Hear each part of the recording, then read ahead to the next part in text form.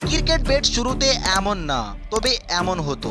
আসলে 1620-এ যখন ক্রিকেট শুরু হয়েছিল তখন অনলি আন্ডার আর্ম বল ছিল, যেখানে বল মাটিতে লেগে আসতো, তাই লেগে এমন কোনার মতো ব্যাট ইউজ করত, তাহলে মাটি থেকে লেগে আসা বলের ম্যাক্সিমাম সম্পর্ক ব্যাটের সাথে হবে, মানে বলকে মারতে সহজ হবে। কিন্তু 1770-র সময়তে বলারকে লেন্থ বোলিং অ্যালাউ করা হলো, মানে বল তো এখনো আন্ডার আর্মই ডালা হচ্ছিল, কিন্তু ওই বলকে বাউন্স করে থ্রো করা যাচ্ছিল।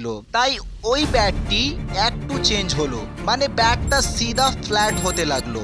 রিজন ছিল যে ব্যাটের উপরের ভাগটাও কাজে আসে, কিন্তু এখন পর্যন্ত উপরের তুলনায় নিচে বেশি ওয়াইড ছিল, কেন যে আন্ডার আর্ম বল নিচে থেকে উপরে বেশি ছিটকে উঠতো না, আর উপর থেকে নিজের পার্টটি বেশি ব্যবহার হতো। তবে 1835-এ রাউন্ড আর্ম বল লিগ্যাল হয়ে গেল, মানে হাত ঘুমিয়ে বল করানো লিগ্যাল হলো, তাই বল বেশি ছিটকিতে লাগলো, বাউন্স হতে লাগলো। তখন থেকে সময়ের সাথে সাথে ব্যাটকে আলাদা আলাদা ডিজাইনে তৈরি করানো হলো, ব্যাটকে হালকা বানানো হলো, এন্ড ফাইনালি এখনকার ব্যাট উপর থেকে নিচে সব সমান, কিন্তু শুধুমাত্র হ্যান্ডেলটা আলাদা। তবে এই ভিডিওটা আপনাকে কেমন লাগলো আমায় কমেন্ট বক্সে জানাবেন, আর অবশ্যই ভিডিওটাকে লাইক করে দিবেন।